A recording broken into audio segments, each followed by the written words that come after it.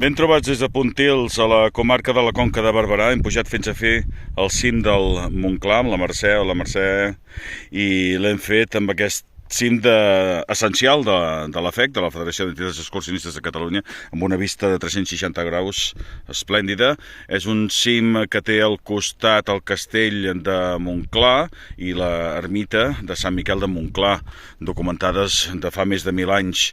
El castell de Queralt, el castell de Cervella, que queda per aquí, Montagut, al fons també el Tossal Gros, que és una altra de les muntanyes que hem fet amb tota aquesta zona que hem fet. És una zona preciosa per pujar i a més al ser un cim petitó i que tampoc té gaire dificultat de fer-lo, té una vista realment esplèndida. Al fons es veu Montserrat en dies clars i tota la serralada aquesta de Queralt, on hi ha uns pobles realment preciosos. És el cim del Montclar amb la llista de cims de la FEC.